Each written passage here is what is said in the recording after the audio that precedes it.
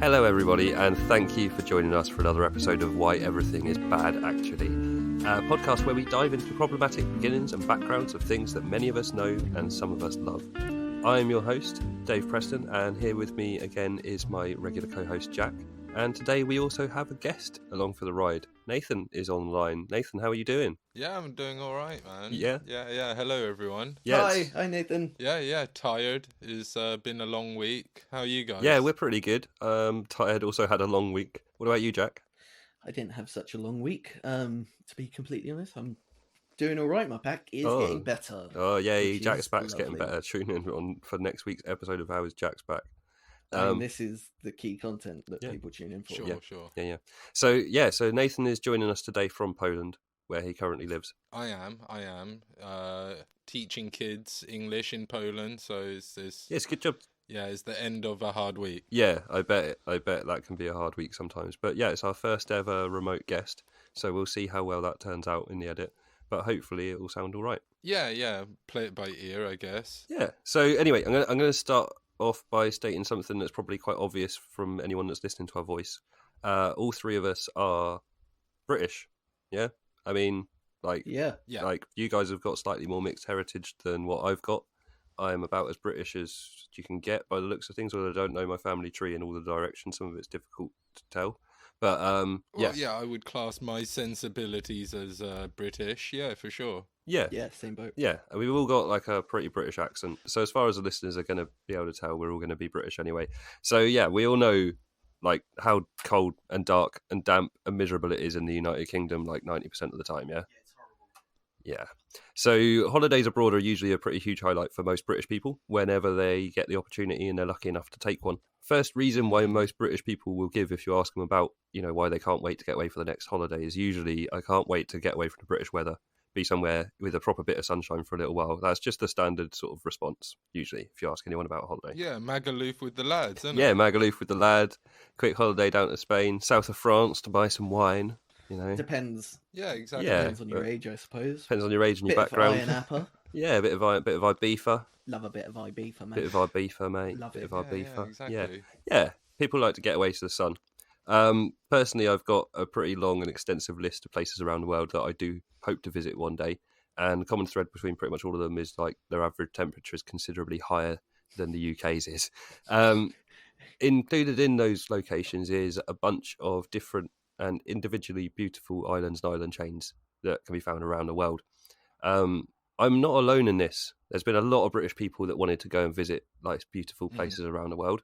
So today we're going to be discussing the history of an island paradise, which is a favourite holiday destination, particularly of British people to this day.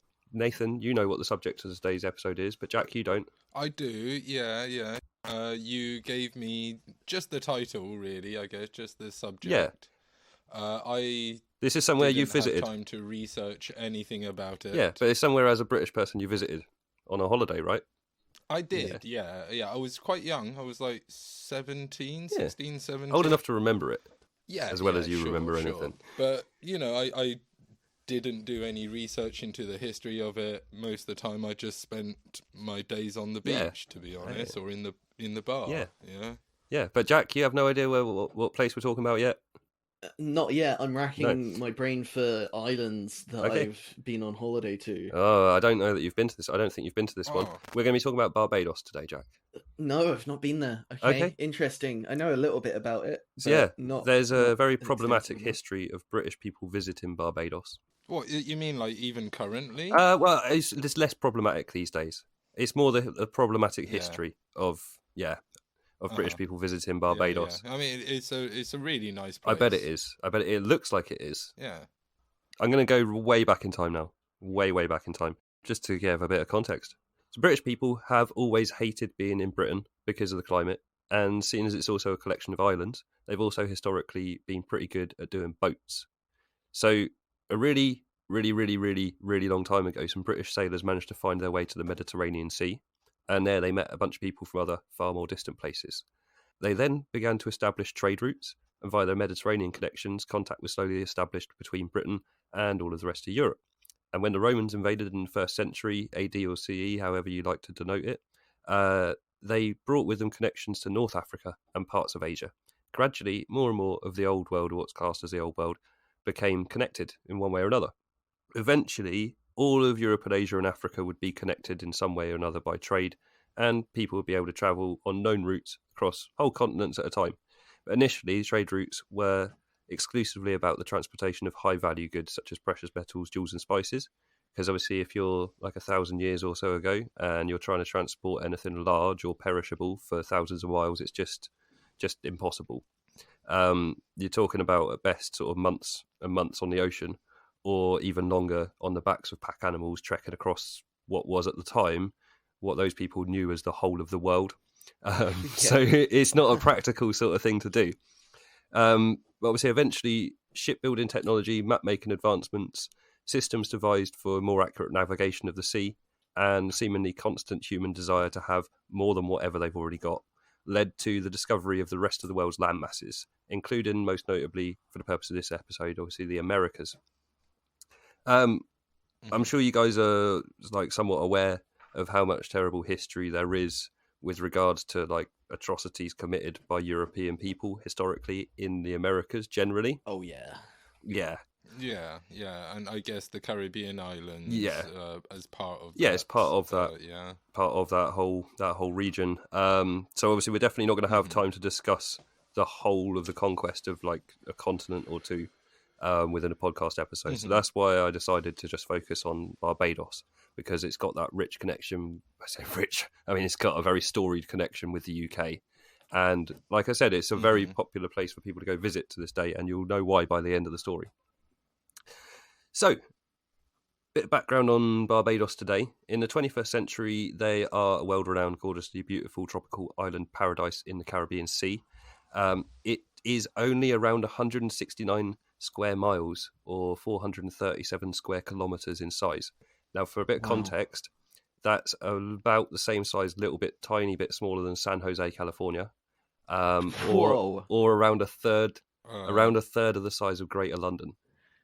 You're joking. Yeah. Okay, yeah. I mean, it was really quick to drive across the island from one side to the other. Was like an hour and a half, 2 hours. Yeah. Whoa. Yeah, so you're talking and that's like driving across like the little hill and mountain that they got in the middle or something as well. Yeah. But yeah, it's not very big in terms of like surface area. But Barbados currently has a population of less than 300,000. So the places that we compared it with in terms of like physical size, San Jose, like I say, it's a similar size. They've got a population of 1 million. So that's over 3 times what Barbados has got. If you took a third of Greater London, which obviously is very built up and very highly populated, that would be nearly 3 million people. So if you think the population density of London, they're like less than 10% population density. That's wild. And within that, it's not very particularly like densely populated throughout, and around about a third of the people, in fact over a third of the people that live on the entire island, all live in the capital city anyway. So you've actually got quite a bit of countryside percentage-wise, or farmland, whatever you want to call it, not lived in land, not industrialised or built up land. Why do I get the sense that the island is a lot more habitable, but historically it's our fault that it's less inhabited now? Well, you're never gonna. Well, when I was there, it was quite other than near the coastal areas and the city centre, it was actually quite a lot of nature around. I think that I don't know why they didn't start developing those areas. I mean, but maybe they have done by now. I mean, ultimately, with the size of the island, you're going to be relying a lot on imports for everything all the time, no matter what. And so if you're going to have a productive economy and you're going to use some of your land to produce things to export so that you can make some money, then you're also not going to have loads of room to grow loads of food for your own population. So whatever you do, if you've got an island that size, you're not going to sustain a huge population because you just don't have the physical resources to do so. But also, yes, it is to do with the British as to why the island is allotted the way it is and why, land usage is how it is to this day. That does very much have to do with history and the British. Wonderful. So back to Barbados right now. Barbados has a pretty strong economy for their size and for the region, with large chunks of their GDP coming from shipping, exports of food products, and tourism, as well as quite a lot of other revenue streams as well. At the time of writing... Okay, I got a question. Yeah, go on then. What kind of food products are in the top of their exports? Well, historically, it's been sugar. Oh no. Sugar's been their big thing. Oh, no. Also, obviously, they export one of their big, not necessarily by volume, but by money. One of the things that they've always made quite a lot of money off of is spirits, rum. Yeah, so that's like food and drink exports. Also, fruit. They do grow some fruit on the island, but it's not big scale like it is in some other countries. But yeah, they export food products. They export more food products to other islands and countries local. You wouldn't necessarily be getting a lot of food from Barbados on the table in Europe, but you might get some food from Barbados on the table in other countries nearby to Barbados where they would have closer local trade links with. So yeah, they export a few different food products, but historically it's been sugar. So at the time of writing, they are classed as the 69th richest country in the world in terms of GDP per capita. So that is... Oh, I'm surprised they're that high. Yeah, definitely. Yeah, it's comparable with a few other countries that are sort of geographically similar, historically similar, and like in the region and things like that, and size-wise similar. But they are nearer the top of that than the bottom of that list. So they are doing, compared with other countries that you can really compare them with, they're doing like pretty decent, but also not amazing. I mean, you look at the way the French ruined Haiti. Yeah, they weren't very near the top of that list at all. They were much nearer the bottom. So for a little bit of context on it though, 69th. Nice. The USA rates at number 9 on the scale of GDP per capita. So this is the proportion. This is like amount of money that if you divided the total GDP of the country by the total population, then what amount of money would each person be producing? So it's not an exact measure of like the population's wealth, because obviously wealth isn't distributed evenly within a population, but it's quite a good way of measuring the strength of a country's economy compared to other comparable ones. Like I say, if the USA is number 9 and Barbados is number 69, where do you guys think that the UK is? What number? God, I would say we're probably somewhere in the mid-teens. Yeah, mid-teens to mid-20s. I'd like... Well, actually, the UK ranks 28th. Okay, Yeah, so 28th. mid-20s was Jack, closest. you were quite Yeah, close. We beat out France in P29. That doesn't surprise me. So for to a be bit of Well, context, like when We sold off all of our industry, didn't we? Yeah. Yep. For a bit of context, whereabouts you thought, Nathan, around the sort of mid-teens? Australia are number 13. Netherlands are number 16. They've definitely got stronger economies than we have. I've heard that post-Brexit, a lot of banking institutes were moving to Amsterdam. So I wouldn't be surprised, yeah. if that makes sense. Germany's number 22. This isn't going to become a Brexit podcast. No, it's definitely No, not going to become a don't worry. Brexit podcast. That is the only mention. Germany are number 22 on the list. Japan, surprisingly, down at number 32. I thought they would have had a higher GDP per capita than being at number 32 on the list. And then you got Spain at 42. Slovakia are at 55. And then you've got, as I say, people like Barbados. There's other small islands, Cook Islands, Trinidad and Tobago, St Kitts and Nevis. They're all around the same region as Barbados at the table. Where did you say Holland was? The Netherlands is number 16. So pretty Okay. decent. So it seems like because their industry or their exports must be mostly agricultural. Lots of shipping, yeah? doesn't it? They've got so much shipping. Oh, The Netherlands is like they got shipping capital of ports Europe. and- yeah. Everything's got I mess just on think it. of their grow houses, man. Yeah. You know. Yeah. I mean, like, that's not going to hurt anything. It's true facts. Anyway, moving back to the subject matter. Barbados was first inhabited by indigenous peoples from the Americas, long before white people ever knew of its existence. We don't have an exact date for when humans first arrived on the island that we now know as Barbados, but there were permanent settlements of people who had travelled there from Venezuela by the year 800. These people had travelled around 670 miles, which is over 1,000 kilometres, across the ocean in handmade canoes. And it's thought that the first people that visited could have actually reached the island as early as 350 CE. So you're talking 1,600 years ago. That's nuts. Yeah, I and mean, just Wait, paddling so over open ocean. they were descendants of the Mesoamerican. Yeah, were well, they? yeah, I don't know what the culture was in Venezuela around about like the time shortly after Christ theoretically lived. But yeah, they were Venezuela's in South America. Uh-huh. But yeah, they traveled. That's apparently where they think the people came from that first visited the island of Barbados. Wow. I think I can probably preempt something here. Were they totally displaced and wiped out? Because I didn't see any You'd be unlikely. indigenous looking people. You would be know? unlikely to see someone who looked like an indigenous South American anywhere in the world these days, but especially in Barbados. Yeah. Yeah, there's not. still some native in Mexico and a few in like Chile. Yeah, but there's not Peru, very. yeah. There's a percentage of the population wise to what like it should historically be. It's not. It's definitely not enough. There's not a lot of those people left compared to what there used to be.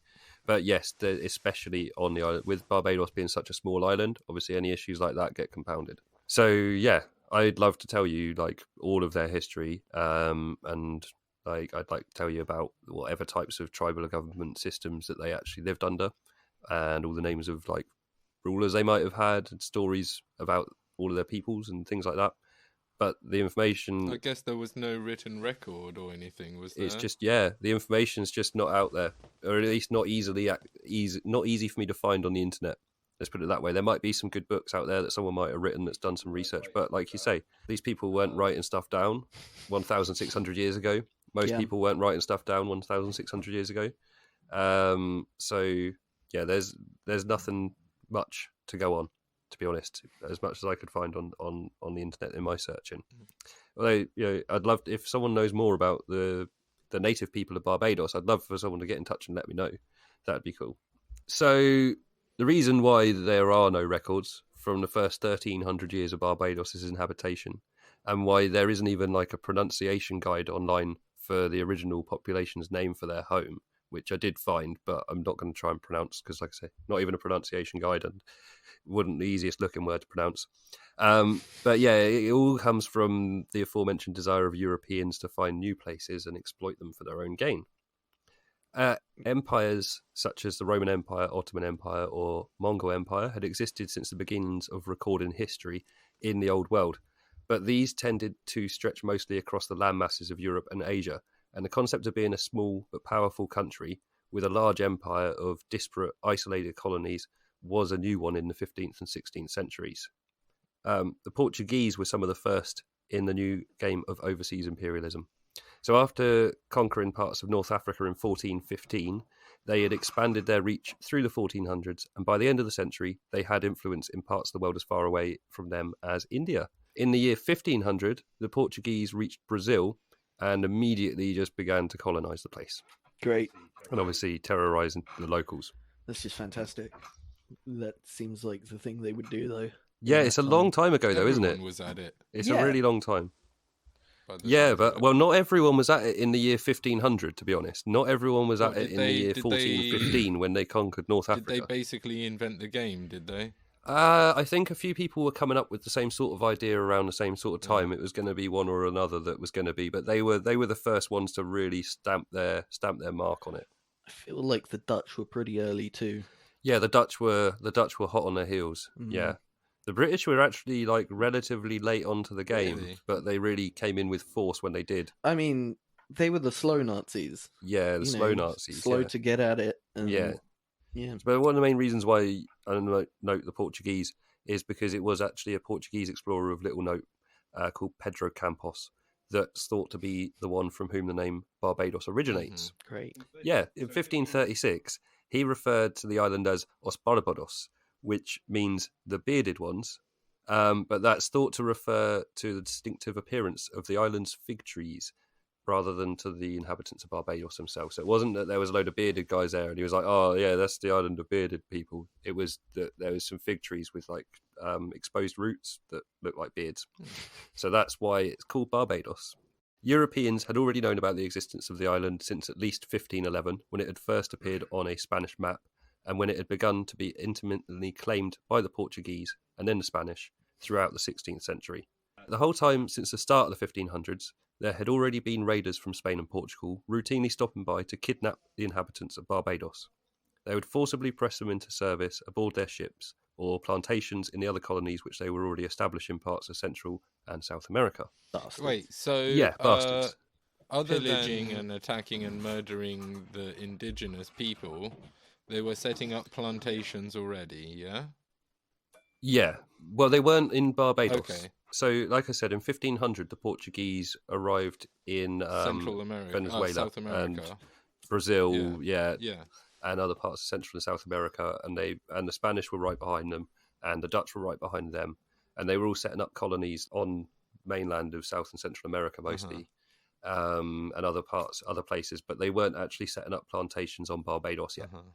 But they were kidnapping the indigenous inhabitants of Barbados to take to these plantations because they just needed anyone that they could get working there, and these people were easy to round up for slavery. So they were basically. using the locals as the slaves for whatever plantation Yes. they were setting up wherever, yeah?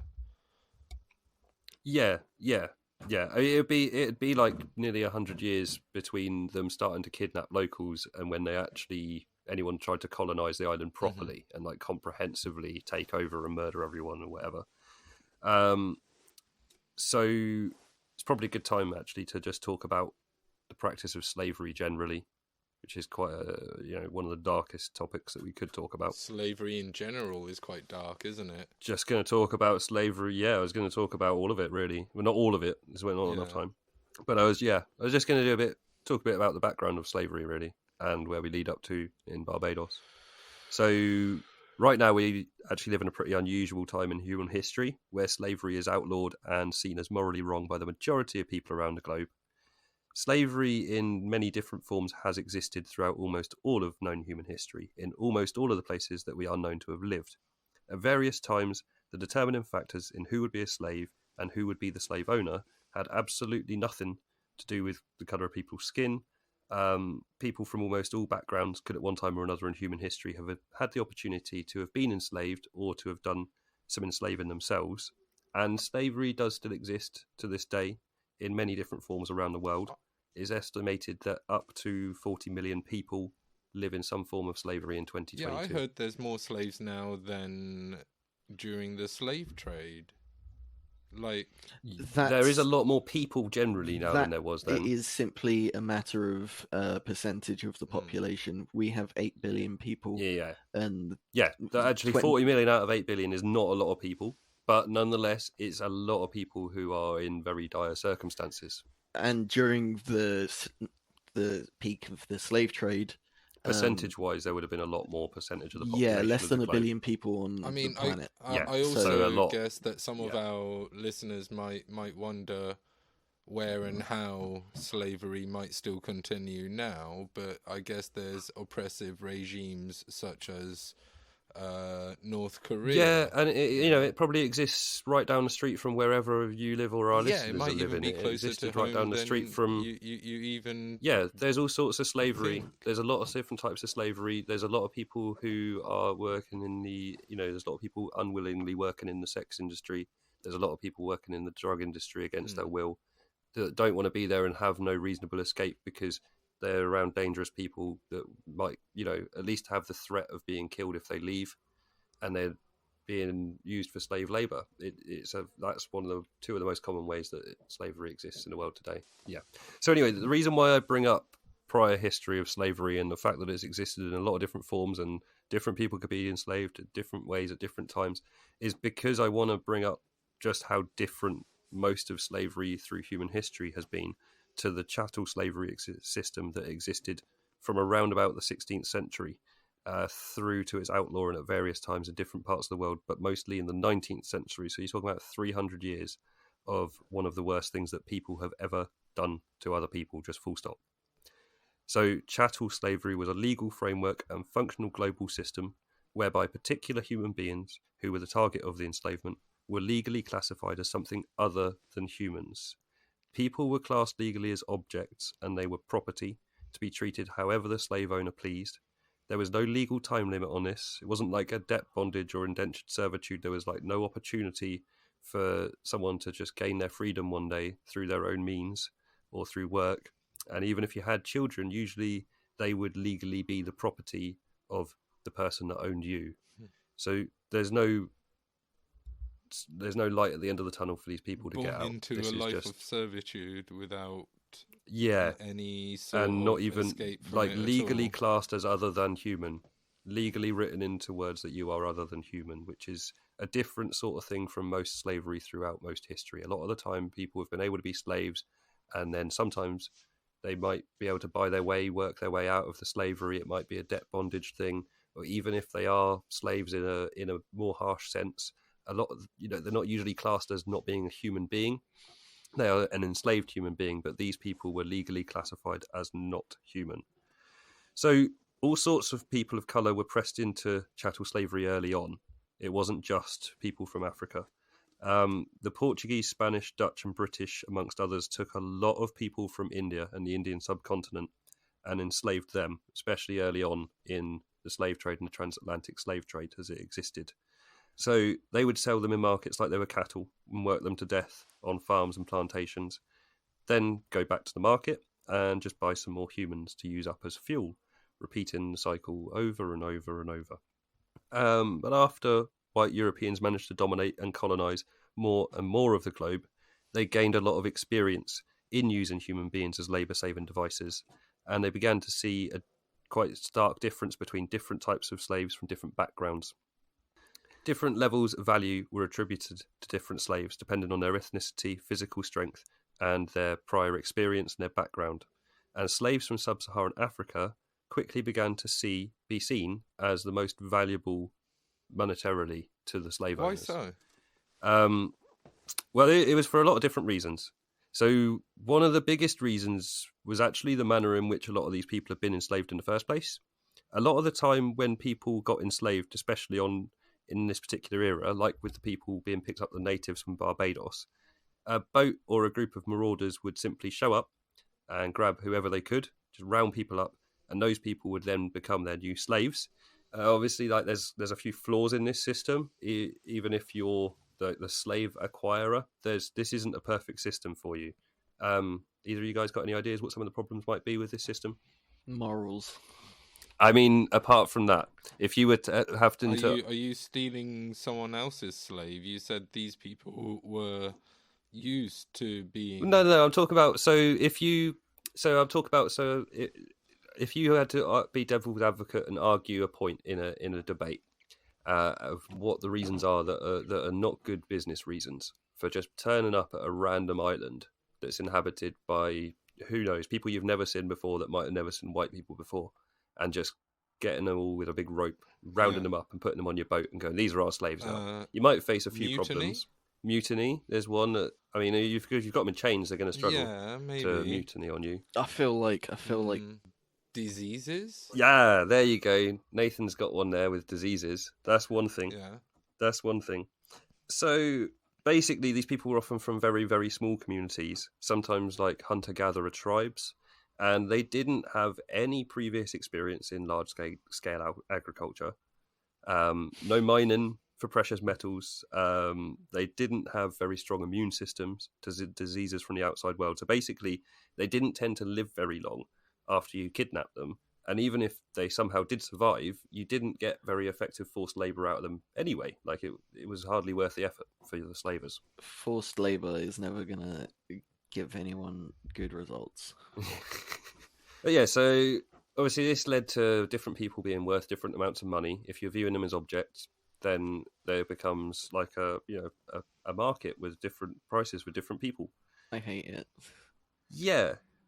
And a lot of the people that were enslaved from sub-Saharan Africa were actually people that had been captured in wars, either between local tribes or in wars of conquest that the Europeans were waging across Africa at the time anyway. So you had a lot of the time warriors, and they were strong. They were already trained to work with others as a coordinated unit. Sometimes they had understandings of military discipline, and they had sometimes people management skills if they'd been sort of officers and things like that in their own militaries. So they had transferable skills, basically. But one would have also assumed that they might also be the high-risk ones, wouldn't they? You'll find out why they weren't much of a high risk. We'll find that out soon enough. I hate where this is going. Yeah. As time went on, other people that were enslaved often came from sort of conquered areas by the Europeans. So other people who weren't necessarily captured in battle were often regularly selectively picked for their pre-existing skill sets. Large-scale agriculture and mining were both commonplace in parts of Africa by this time, so a lot of Africans already had a lot of their own skills, which were very transferable and useful to the slave owners. So also, as I mentioned before, disease was a huge problem amongst the early proponents of globalization.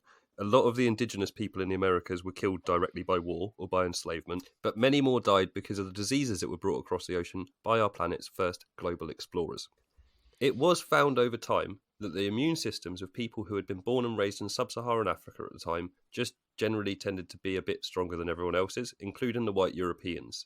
And so if they were to reach the intended colonies, they were much more likely to survive longer than anyone else, including the people that had brought them there, and therefore they were much more useful as slaves, as well as the fact that, as I said, they've got these skill sets a lot of the time that people from other parts of the world just didn't have, because Africa was actually a pretty advanced place in the 1500s. Yep. It got ruined by Europeans. As everything does. Yeah, the main problem, though, was that not a lot of people actually made it on the journey from the old world to the new world alive. So, Nathan, you're going to find out why people quickly weren't very much of a threat. Mm-hmm. So the journey itself was months on end across the ocean, crammed below deck, chained up in a personal space about the size of a coffin. I remember that from history lessons. School. Yeah. I remember learning that in school, in the same school as you. Yeah. But it's about the only thing that really did stick in my memory from history lessons. It was one of the only things from history that stuck in mine as well. Yeah, that and stuff about the plague. It's a pretty important one, to be fair. It is an important one. I'm glad they taught us some stuff about that. But yeah, you had your own space was about the size of a coffin, and you were chained up inside of it with hundreds and hundreds of other people, and they were also living in the same situation and in the same space, and the only sanitation facilities were some large communal buckets called the necessary pots. Now, this is no like showering and washing facilities. These are simply places to defecate if you are lucky enough to be able to wait until you're allowed the opportunity to go and use them. Otherwise, you just go in your space, in your coffin space. But I suppose the people with dysentery wouldn't even be able to get to the bucket in time. They wouldn't have No, they would be going in their coffin space. And if the guy that was in the space above you had dysentery, I don't think it would be very long before you also had dysentery. I don't think these things were that watertight. Must be harrowing, man. Yeah, so you got people stacked up in there, like you say, with dysentery, with other diseases. If one person comes in with a disease, it's very quickly going to get around a lot more. So yeah. Do you think there were cases where, majority of the boats, for want of a better word, very dark cargo is lost? Yeah, that would be every single one of these boats, basically. It was the majority of people did not make it. You might be talking some years 80% average of people that were picked up in Africa and didn't arrive at their new destination in the colonies. Let alone things that might have happened after that or whatever. But you're talking huge losses. This is not a efficient process. There wasn't even any ventilation in there. So can you imagine just the smell of everyone's bodies and bodily functions? This is horrific. Yeah, so obviously these boats would have to travel across the open ocean for very long periods of time. They had very little food and water on board for the enslaved people. And those who died of starvation or disease, they were just simply thrown overboard. If you made it all the way to the other side, then you were actually considered one of the lucky ones because of just how many people didn't make it. Like I said, sometimes it was up to like 80% of people didn't make it. The thing is, though, it's not just the journey that killed them. A lot of people died. A very large percentage of the people that died before they'd even left Africa, like properly left Africa, sail across the ocean. So the slave boats collected humans for sale from many different ports all along the West African coast, making lots and lots of stops along the way. It was a bit like the world's slowest, most evil, and most deadly bus route of all time. My God. Yeah, it's not a cruise that you want to be on, is it? It's not the cruise ship you want to go visit, no. No. It doesn't sound good. So all along the way, there were also prison ships which were moored permanently just off the coastline at strategic places, housing many of those people who were waiting to be collected and taken across the ocean, because each slave ship would not set off on its voyage until it was like completely full to capacity. So a lot of people were transported to the prison ships and just left there for ages until someone came to collect them.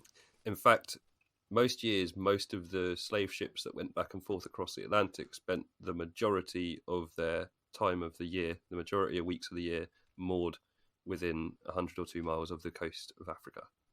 This all means that a person could be captured through colonialism in the heart of Africa, be made to walk for hundreds of miles in the African heat with very little food or water, be kept in a cage at a port, then loaded onto a prison ship and held there for months in the conditions that I described before, the same as on the slave transport ships. And then they would be loaded onto one of those transport ships and still remain just off the coast of Africa in cramped and unsanitary conditions in equatorial heat for up to about 6 months or so before they'd even begin the voyage of another couple of months across the sea to a slave plantation on the other side of the world. So it's kind of a miracle that anyone even survived it at all, and that there are even that this was even a viable business for white people, and that there are even descendants of these people left. It's a miracle. Do they stop anywhere in the Atlantic after they leave Africa? No, there isn't really anywhere to stop between Africa and like islands off the coast of the Americas. Maybe Ascension Island, but I don't know when they found that. It's in the middle of nowhere. It's a British island. The British probably found it at some point.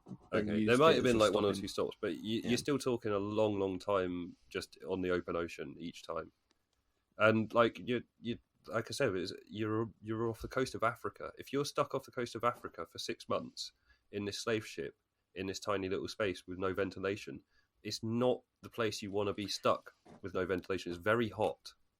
They also made multiple stops. They went from the coast of Africa to the coast of South America. Yeah, they pick up more people and then go up and sell them in northern parts of the Americas and things like that. But I mean, you might get picked up, like I say, walked for hundreds of miles, and then put in a prison ship, and then picked up by a slave ship, and think you're finally on your journey, and you only travel 100 miles up the coast, and then wait another 6 months at another port before you even leave. And the problem is as fast as they're filling up the boat with more slaves, they're dying, so they can't even get their journey started because it's just none of it is viable really. And somehow they decided they wanted to just make this work, because I don't know why people would want to do this. You would have thought they would have figured out like what the issue was. No, like, well, all of it was the issue. That everything they were doing was designed to make these people suffer, and through their suffering they died. No, because obviously they were doing it for commerce, for money. Yeah. Well, yeah, but the thing is that you didn't. So each of these slave boats, right? The guys necessarily on the deck, they weren't necessarily like the slave owners. They weren't necessarily the guys that owned the boat. They were guys that worked for the slave owners and the guys that owned the boat. And I'm not trying to like give too much pity to them, because they were clearly not good people. No, sure. Because you always have a choice. But they weren't in a great situation necessarily themselves. And if they died during the voyage, they'd usually just get chucked over the side as well. And you might only have sort of half a dozen or a dozen crew and like 400 slaves to keep control of. And like you said about people being, revolting, it did happen. Slave ships sometimes did get the crew overrun. And this is why they kept them so confined and in such bad condition, so that they were weak and so that they couldn't fight back. Mm. But it killed them. Mm. Anyway, we could sit here talking about slavery all day long. It's a very, very heavy subject, and there is so much to it that you could talk about the practices of the nasty, nasty practices of the Atlantic slave trade for your whole lifetime, and you still wouldn't know all of the detail. I'm sure it's going to be a subject that's going to come up in some of our future episodes, unfortunately, but I do want to get back to specifically Barbados for now. Yeah. So in 1625, a boat arrived on Barbados full of European people who weren't just looking to plunder, but who were actually also looking for a new place to live, and somewhere for them to establish a brand new European overseas colony. The ship in question was called the Orange Blossom.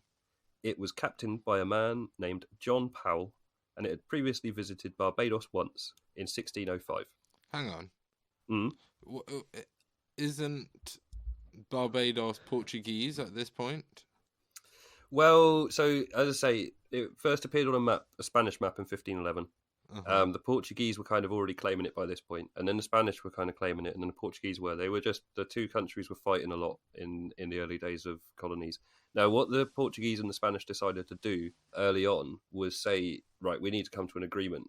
Basically, any land that gets discovered in the future is going to belong to one of us or the other of us. They predetermined that the rest of the world belonged to Spain and Portugal, and they kind of like predeterminately divided it up between them. So that, via the Pope.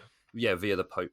And it was this weird thing that never really worked and never really functioned, but kind of kept them away from having wars with each other for a little while. And so it had been claimed by Portugal and by Spain, but they never set up a colony there. They never established like a permanent settlement. And so it was kind of anyone's for the taking, really. It wasn't. Yeah, there was no defensive force. No one was going to fight you if you decided you wanted to go and take over Barbados, apart from the locals. But there weren't a lot of them left by this point. Bastard Europeans. Yeah, bastard Europeans. So as I said, they'd visited in 1605. They liked what they'd seen, and 20 years later they came back. This time they were heavily armed, and they had plans to take power and possession over the island of Barbados in the name of their king. Their king was King James VI and I of Scotland and England, respectively. He was the first monarch to unite the kingdoms of England and Scotland, which he inherited when Queen Elizabeth I of England died without having any children to pass her throne to directly, and they invited him down to take the English throne as well. He also then decided basically that he was now English, and he wasn't really Scottish from that point onwards. He decided that he was English, which was weird. But yeah, so the English had gone into the new naval-based game of state-sponsored seizure of overseas territories quite early on, and under Elizabeth's reign, they had made one of their most significant territorial acquisitions to this day, when the English crown officially seized control over the government of the island of Ireland in 1542. So this was early British overseas expansionism, and yeah, it seemingly was kind of successful early on. A lot of people forget that Ireland was the first. Well, Scotland and Ireland were the first. No, because Scotland, as we just said, the Scottish king came down and took the English throne. So it wasn't, and he was invited to do so. So it wasn't a conquest. We had tried to conquer them a few times. There'd been wars back and forth, but it had never really been a thing. It had never actually been united, the whole of Scotland. There'd been parts of Scotland that had been taken over by England, but there was never rule from London over the whole of Scotland up until King James VI of Scotland came down and became King James I of England. But we took Ireland by conquest. Yes, in 1542. What about Wales? Was that always Wales? It was just kind of like I feel like I'm going to get in trouble for saying that. Yeah, it's a long time ago. Has its own history, but it's not an overseas conquest because it's the same landmass. Yeah. So you're talking like old school imperialism, yeah. Like I said, like the Roman Empire, the Mongol Empire. They were mostly across the land masses, and then they'd cross the sea when they got to it. But it was mostly across the land masses was how they expanded, rather than sort of sailing out from Britain and going and finding some island on the other side of the world and saying this is ours now.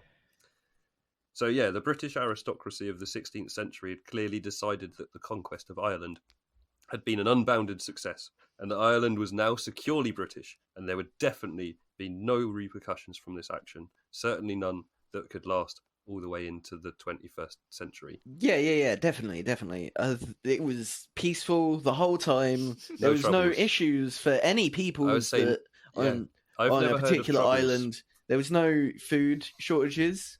as famously no Famously, food never any shortages. starvation issues or attempted genocides. Well, or that's anything like certainly how the history books would narrate it. I think that's what the history books said when we were in school, in our Yeah, English right. history books from our English schools. I mean, But I don't know in if school, that's how the British people of Ireland Empire would was see it. brilliant. We were taught that the British Empire had been great, and that's why it was called Great Britain, because it was great. Yeah. You guys had a different upbringing to me. Yeah, you're like a bit old school. Yeah, I you're like guess. 5 years or so younger. Yeah, and they probably changed school a bit by the time you got there. Anyway, so eventually Thankfully. the British would end up holding dominion over around a quarter of the world's land masses, which, when you consider that Russia at the time was like a sixth of the world land masses, that doesn't leave a lot for the rest. And what about China? What year was that, sorry? I don't actually know what year it peaked, but you would have been talking like late 1800s. Okay, because okay, so Maybe early the Empire 1900s. of Russia was a thing then, because Yeah. Most of 'cause- the world was divided into an empire or another. well, at the You start had of the the Ottomans, slave you trade, had the Spanish, still had some overseas. You had the French, you had the everyone. Everyone Yeah, was a lot of- conquering. at the very start of the slave trade, Moscow wasn't even founded. Yeah, it's crazy how history is, isn't it? Yeah, it's mental. So yeah, in the early to mid 1600s, the British really had just been getting started with it. So it was a few decades after the annexation of Ireland that King Jimmy Six and One was running full steam down the path of state sanctioning for pillage and murder. And so every newly discovered place for the British was seen as no more than an opportunity to stick a flag in the ground, expand the empire, and dominate over a more and more diverse group of peoples from around the world. So obviously I mentioned earlier on India. That's a place that's had a lot of colonisation, not just by the British, by other people as well, lots of them, but the British in particular, because we've held on to that for a long, long time. So they wanted to get more and more people under that sort of control. The British had already established a presence on the nearby Caribbean island of St. Kitts in 1623. It's the island of St. Christopher, but it's called St. Kitts. And in 1625, when the crew of the Orange Blossom had arrived on Barbados, it was the second Caribbean colony that the British actually tried to establish. Now, the first crew that arrived on Barbados in 1625 comprised of 60 white Englishmen and 6 black slaves. Those who didn't die immediately from tropical diseases were pretty successful in seizing power on the island. Soon they had stuck their brand new Union flag up a pole and claimed that the island and its inhabitants were just theirs to do whatever they pleased with. Yeah. Shocking. That's how it worked. You had a flag in the ground, then Yeah. it was yours. Everything. How Yeah, many- and if the people included. didn't... How many Sorry. people were in the crew? And they basically took over the island? 66 people total, That's- including the slaves. That's not a lot. How many survived the first couple of days? I don't. There Weeks. wasn't detailed enough records on who survived for however long, but I'm assuming that some of them must have died of Yeah, diseases yeah, because they definitely. always did, and I know that not all of them survived. But the exact I guess numbers they on must have met causes some of death. resistance. Yeah, they would have met some resistance, but they also had much more advanced weaponry than anyone on the island would have probably had at all. They might have seen it a couple of times when other people had come to enslave them, but they didn't have guns and things like that, not the natives of Barbados at the time. So, yeah. 2 years later, in 1627, the first boatload of 90 European immigrants arrived from Southampton, which is not very far from where me and Jack are sat right now. Mm-hmm. Horrific. Yeah. The trip was funded by a City of London merchant called Sir William Corton, and their expedition would set up their new government in his name. So the boatload of 90 Europeans were accompanied by some other people. There was around 130 people in total. The group was led by a man called Henry Powell, who was the brother of John Powell, captain of the Orange Blossom, and their party was comprised mostly of free men, around 80 in total, with another 10 of the migrants being white British and Irish people who were indentured servants to the colonisers. So not entirely free, but also not dehumanised or owned as property in the way that the slaves of the chattel system were. And then the remaining 40 humans who arrived on Barbados that year were black slaves purchased from Guyana, which is a country in South America, and which was at the time under the control of the Dutch. Jack's just seething over here. I'm getting progressively more annoyed. Yeah.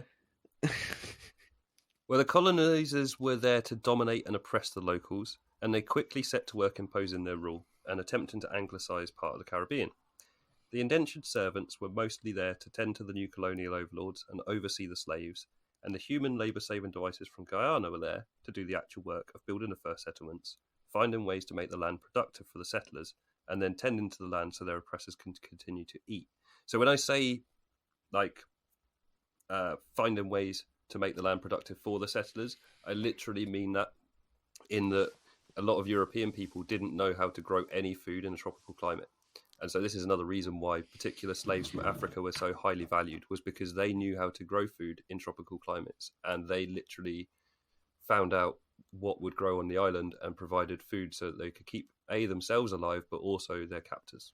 Why go there? I'm sorry, I was holding that in for so long. Don't go there then. What, You if bastards. you don't know how to survive there? If you don't know how to live in a place, let the people that do know how live there. That seems like a pretty but what simple about if you grab solution some to other this whole people thing. that do know how to live there, that also didn't live there, but know how to, and then you grab them and you take them there, and No. you make them do all the work for you? That's no. But no. then they That's just not- kick their feet up. Yeah, they're like, you clear the land, you grow the plants that you think will work here.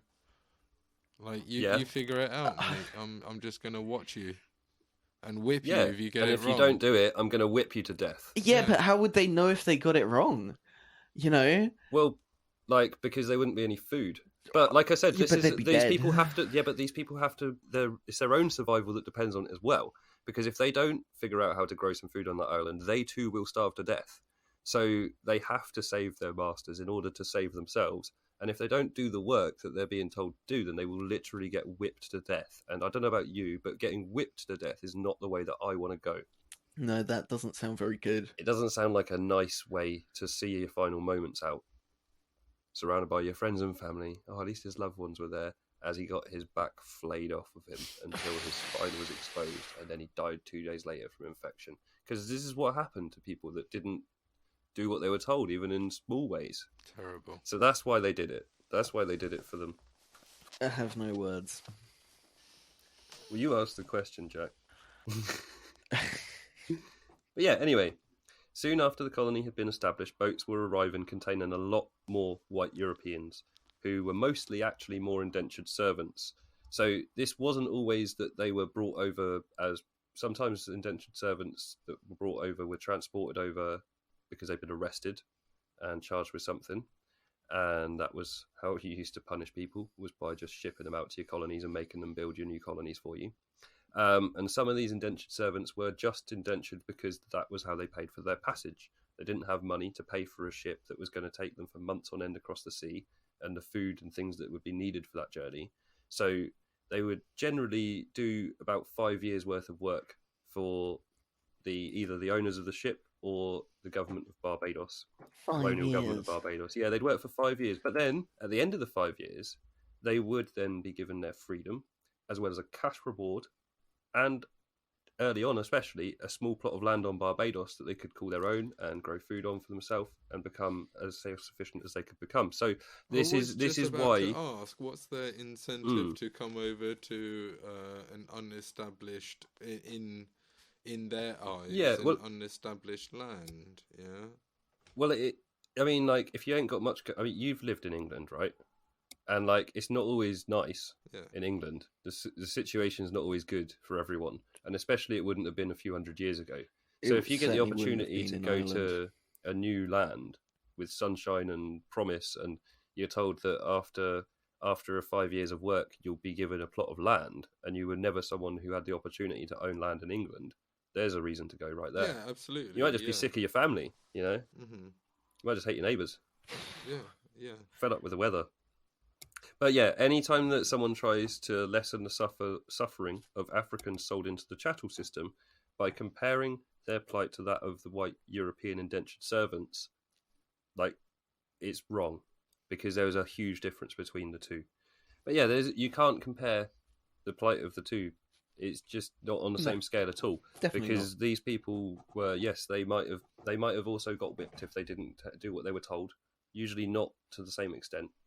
and usually had to do a lot more wrong before they would get punished physically or in any other way by these people. They had better living quarters usually, and they had a light at the end of the tunnel. They knew that there was an end to it. They weren't going to be there forever. Even those who were arrested as criminals and transported across to Barbados, like they were transported to Australia and to the other parts of America, it wasn't a forever. They weren't in bondage forever. They had an end date. They had a sentence, and at the end of that sentence, they would be free, and they would usually be given some money so that they wouldn't just starve to death as soon as they were released. It could be quite this a is not boon something. for someone.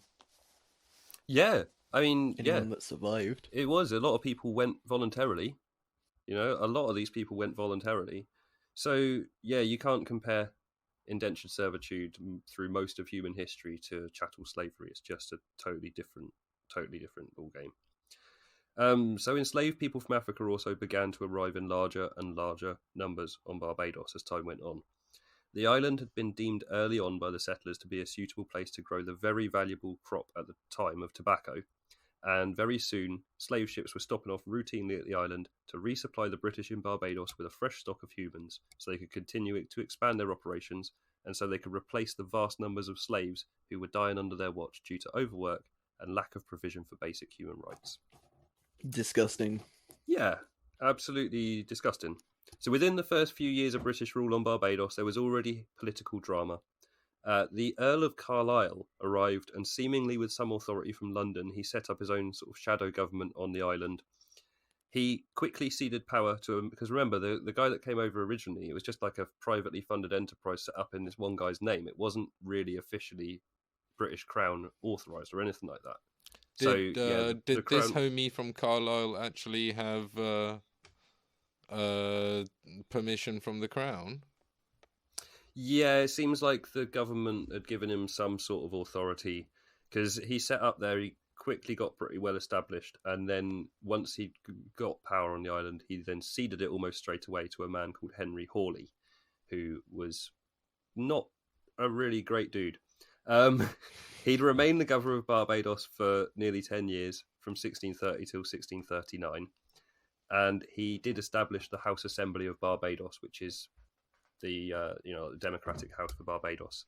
Now, at the time, this was just for a very few select of the European colonisers, and they could have some say in the governance of the island, but from most accounts from the time, it was mostly just kind of for show, and Henry Hawley more or less just did what he wanted, imposing extortionately high taxes on anyone that wanted to trade with Barbados, and basically being a little mini dictator and not being very popular.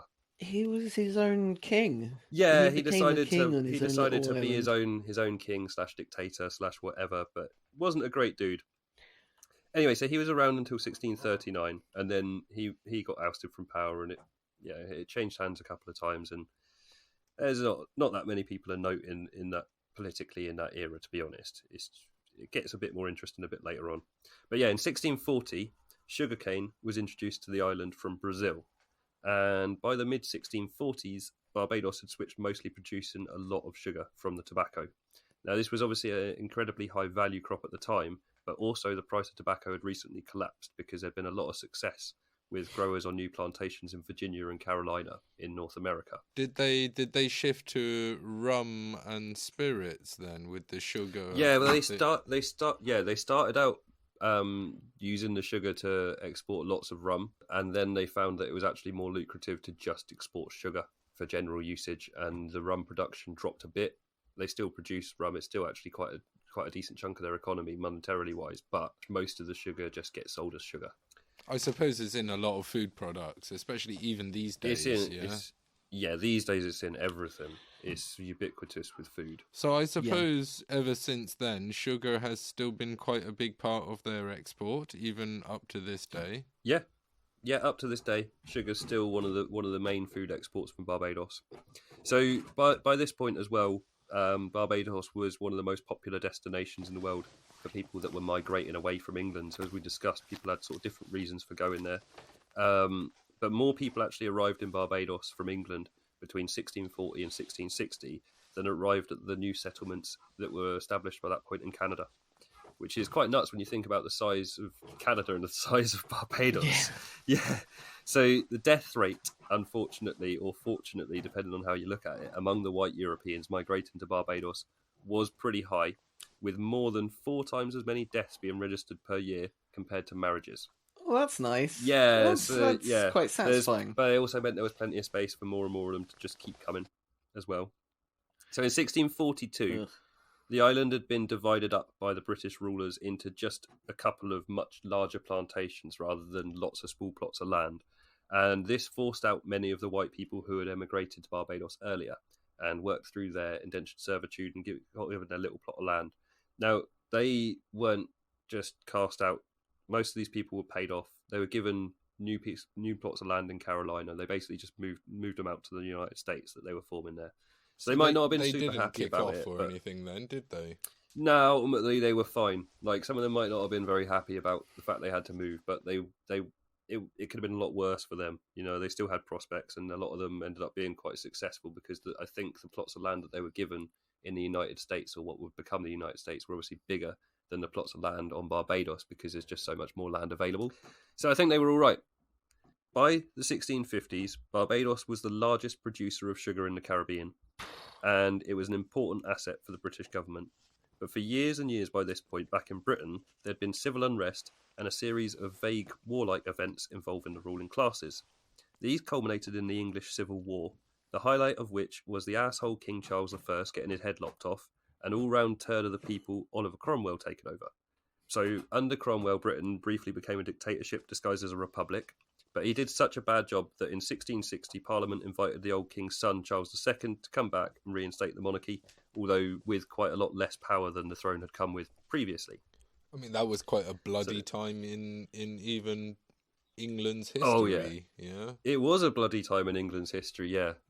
There was actually like 3 little civil wars that kind of culminated into what happened with the king getting his head cut off and then Cromwell seizing power. But yeah, it was such a missed opportunity, I feel. Like, if it hadn't been if Oliver Cromwell had just got murdered like a week before power had been seized and someone better had come in, then maybe we would just be a republic to this day instead of a monarchy.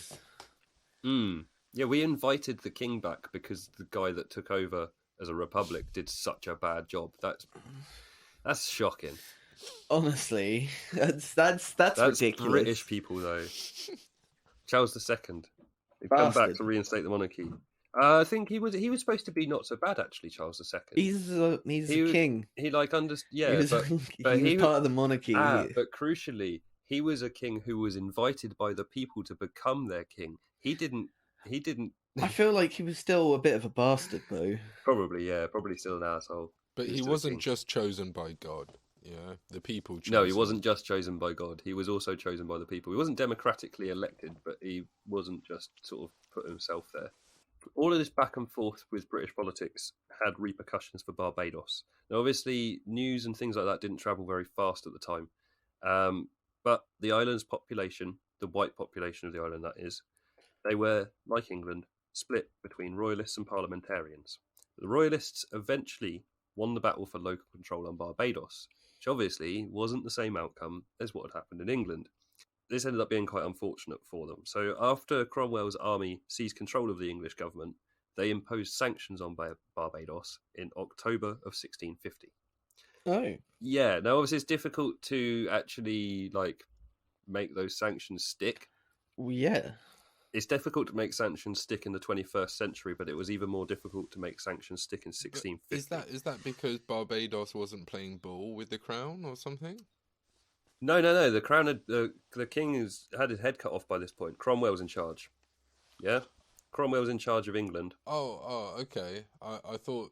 Yeah. Well, no, I'm talking while Cromwell's in charge. Yeah. While Cromwell is in charge, the king's had his head cut off. Cromwell's in charge, and Barbados, the government of Barbados at the time, decided just before Cromwell got his power, they decided that they were supporting the royals. And so Cromwell then took power, and they then didn't recognise him, and they just carried on trying to do their own thing all by themselves. And he didn't like that very much. So as I say, in 1650, Cromwell imposed sanctions upon the island of Barbados. Things didn't move very fast at the time, but a British naval fleet arrived to blockade the island a year later, in October of 1651. And 3 months later, in January of 1652, the royalist government of the island surrendered. They didn't have a lot of resources there for themselves. They didn't have much opportunity to hold out. They're an even smaller island than the invaders. So, Yes. you know. Yeah.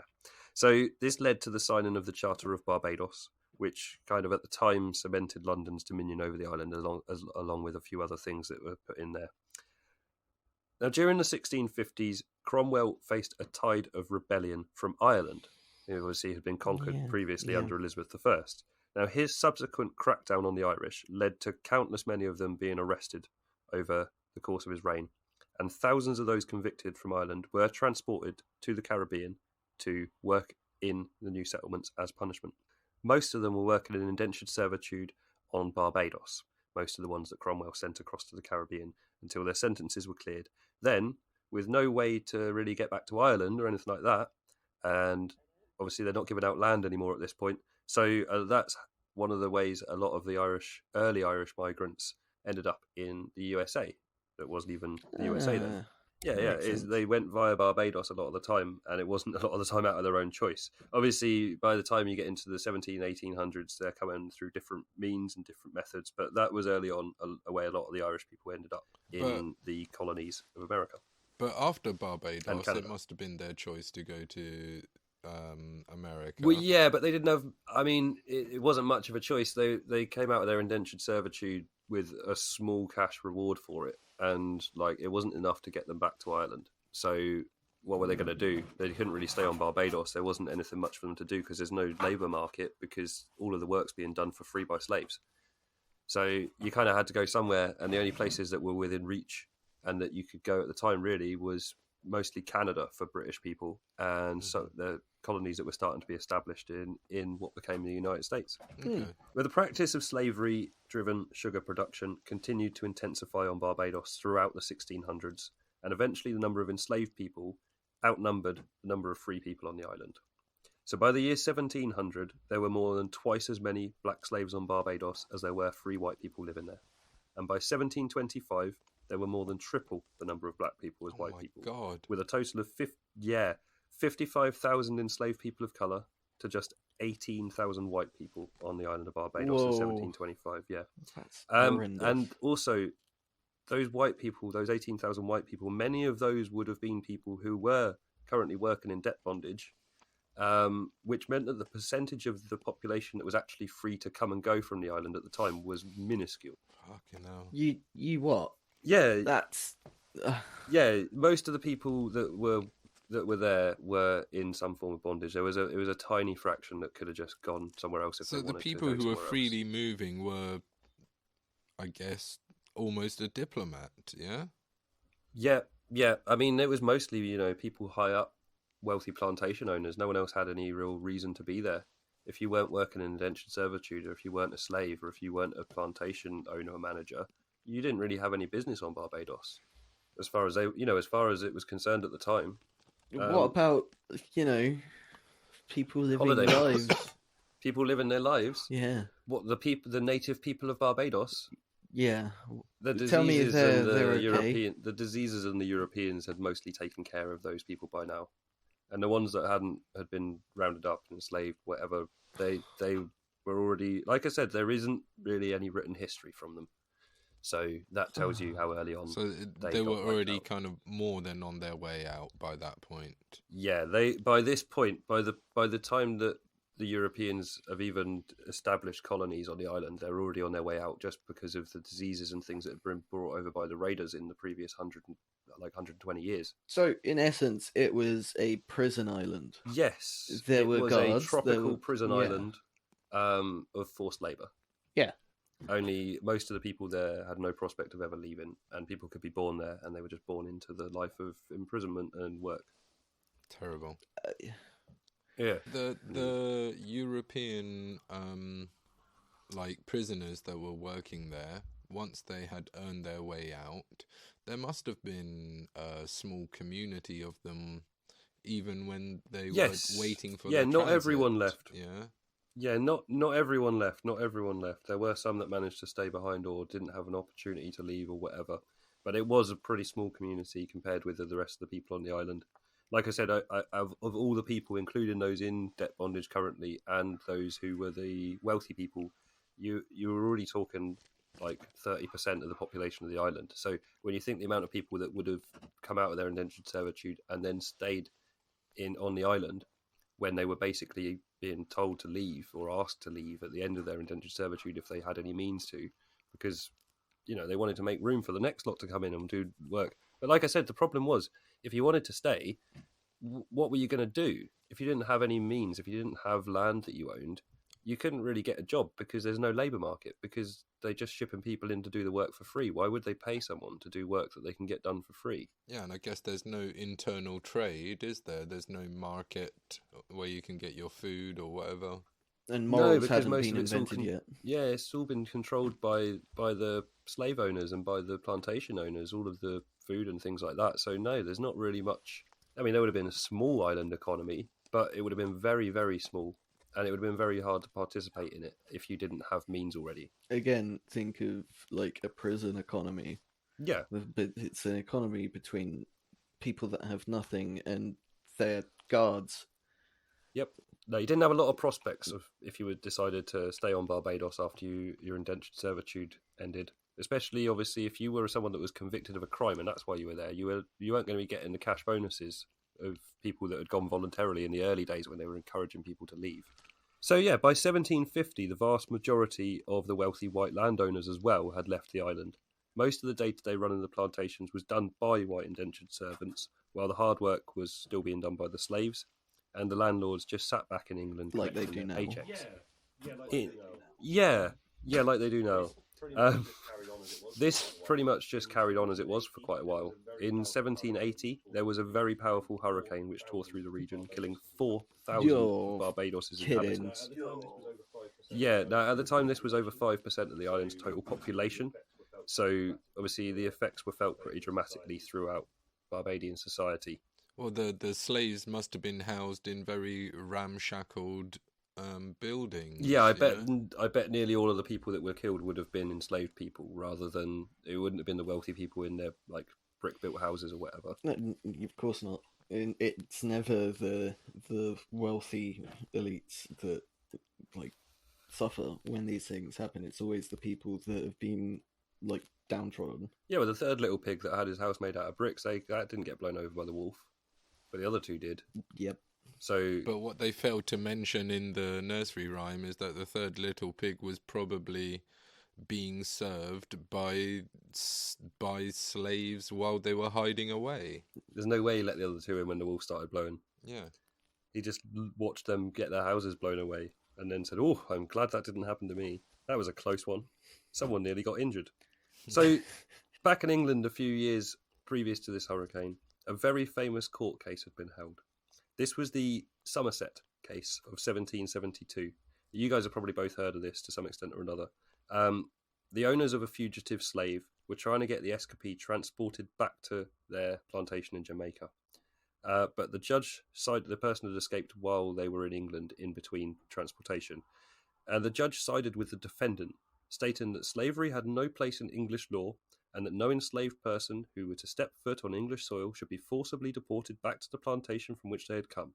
Now, a lot of people believed at the time, and even a lot of people believe to this day, that this had kind of effectively outlawed or banned slavery or doomed it within the British Empire. But this, unfortunately, is not true. This single case had absolutely no bearing whatsoever on the legal status of all the slaves who were currently living under possession of the English, or on the gigantic industry of death that enabled the purchasing of human beings. But it did show that the public sort of response, the global winds of change, were kind of starting to blow in the direction of this subject, at least. Did it at least have any effect on the treatment of slaves within Great Britain itself? I would be doubtful. Because in my understanding, especially the way Britain did slavery, was almost like it happened over there, but not so much over here. Yeah, it tended to over be... here, I mean in England. Yeah, rich people in England have tended to have servants who were also English most of the time. The poor people of England were employed as the servants in the houses and things like that. there isn't such large-scale agriculture as what they were starting in the plantations in the colonies anyway, so there wasn't need for as much mass labour. But yeah, there were still slaves in the UK in this time period. There were still black people enslaved in the UK in this time period. But yes, their treatment generally tended to be better than it was overseas in the plantations. And this was also the case in colonies with slaves who lived in the city compared with slaves who lived out on the plantations. And the slaves, there's not a lot of accounts from slaves for obvious reasons, but bits and bobs that we have heard and have picked up on. Some of the slaves themselves that lived in the countryside actually kind of attributed this to the fact that when they were held on a plantation, they were completely out of sight of the public and out of sight of the people that the white people saw as their equals. Yeah.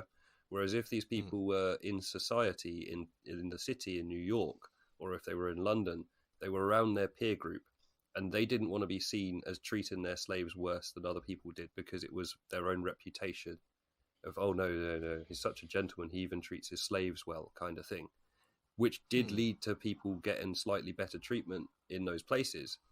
But that's not a positive thing. Like, it's for all the wrong reasons. But yes, people were definitely treated differently in different places by the British and by other slave owners as well.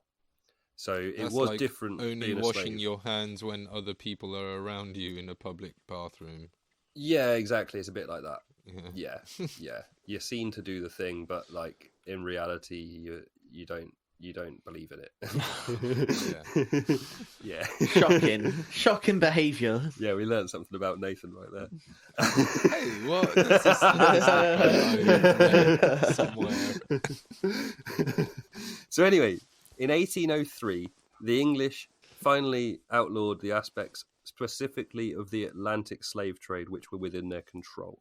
Now, this was actually mostly due to the change in public opinion and pressure to do so from the British public on the matter.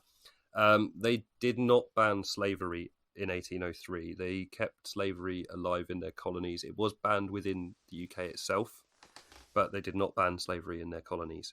The abolition of slavery in the British Empire would still take several more decades to become a reality.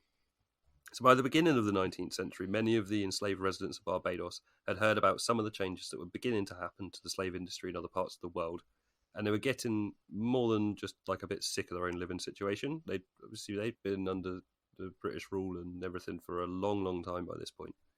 So in 1804, there had been a somewhat successful slave revolt in Haiti. I mean, depending on how you regard success, because the way that Haiti was treated by the rest of the world from that point onwards and to this day is absolutely disgusting. But that's regarded as the first successful black slavery revolution, isn't it? Kind of the only one. Yeah. Like the only major one. There were small scale revolts that stuck to some extent at times, but that was kind of it. And that was why Haiti has been treated diplomatically in the way that it's been treated historically ever since then, is to discourage other people from rising up like they did. It's not a coincidence. Haiti had been under French rule at the time of the revolt, and obviously in 1804 it then became under the control of the previously enslaved people. Now, it seems that the Barbadians had taken some inspiration from these events, and from, as I say, there have been other similar events happening in other parts of the world as well. This was just the biggest and most successful. Now, the Barbadians staged several slave revolts in the first quarter of the 1800s. Is Barbadians the term? Yeah, that's the term I came across. Okay, cool. Yeah, Barbadians is the term I came across in my yeah. reading, so that's the term I'm When using. I was there, I thought the locals, it's been a while, so my memory might be a bit shot, but I thought they called themselves Bajans or something. I don't know, maybe there's probably a different local word, because like we call the French, but they don't call themselves the French, do they? En français. En No, I français. suppose not. Yeah. You what? What'd you say? Bajuns. Bajans. Yeah, that's what I heard. Yeah, Bajans as well. Bajans. Okay, Bajans is what? That's from answers.com. Is that what we're So going Jack's for? just been on answers.com, and yeah, Bajan like Bajans. Cajun. Bajans like Cajuns. Right, let's see what Yeah. other sources say as well. Let's just verify our sources. So I think it's quite likely probably that the people who live on Barbados call themselves Bajans. but that people from England have always called them Barbadians because British people suck. Yeah, That's just what we do. that sounds right. Okay. So, unfortunately, none of Barbados's slave revolts would be particularly successful, but the most significant of them was in April of 1816, and it was called Busa's Revolution.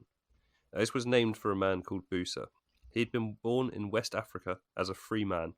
He'd been captured by African merchants in the late 1700s, and he'd been brought forcibly on the hellish journey that we described earlier to Barbados.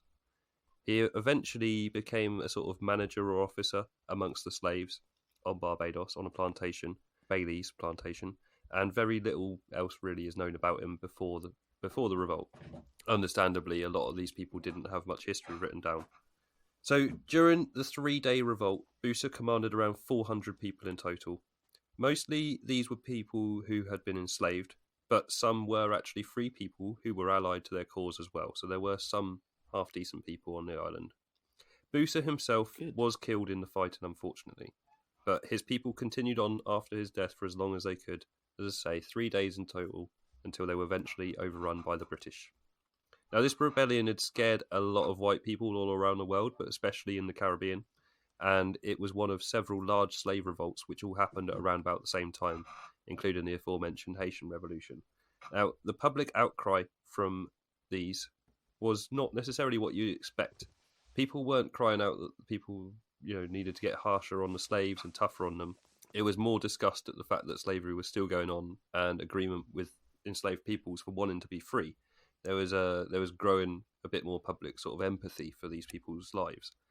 The public outcry around these revolts became the proverbial nails in the coffin of the global slave trade as it had existed for the previous 300 or so years. So there's a long time that this had been going on for like this. But, like we say, we're into the 1800s now, and the press is a thing, and people get news and people get information in ways that they hadn't done before. And they start to realise that this isn't just something that should be allowed to continue. Eventually, in 1833, the British began to outlaw slavery in their colonies, apart from in India, where slavery in one form or another would not be completely outlawed until 1861. Jesus Christ. Yeah, so they had, they categorised it, they loopholed it as indentured servitude, but the level of brutality, the level of exploitation increased after they stopped slavery other places. And in fact, one of the things that they did sometimes with the people from India who became indentured servants was they then replaced them in the process and started shipping them out again across the Atlantic to replace dying slaves in the colonies in the Americas. So they continued on shipping people out until 1861. Trust Britain to use semantics to keep slavery going. Yes, to keep the slavery going. So also in 1834... the people of Barbados were finally given their freedom, but this also was only to begin with in name. So ex-slaves were forced to continue working for their masters under a so-called apprenticeship for 4 years before they would finally before they'd get the power to make their own decisions about what they wanted to do with their lives. Yeah, what? So this was highly contentious even at the time. Basically, it was just an extension of slavery that was created to make a kind of transitional period that was all just for the benefit of plantation managers and slave owners. But they didn't repeal the law. It stayed in place. They were given another 4 years of slavery after they were told they were going to be freed. So, yeah, that wasn't handled well. Anything in the British Empire? Was anything in the British Empire handled well? No, I don't think so. No. But also, many of the now free people of Barbados continued to work in the same fields that they had toiled in as slaves, as they had very little opportunity to go anywhere else and find any other work, even if they did now theoretically have the freedom to do so. They obviously, like everyone... Did they get a wage? Yeah, so they needed jobs, and the field still needed attended to, so yeah, at least they were now receiving a wage, but it obviously it wasn't a lot of money, so it was difficult to change your circumstances when you're not receiving much more money than you need to survive.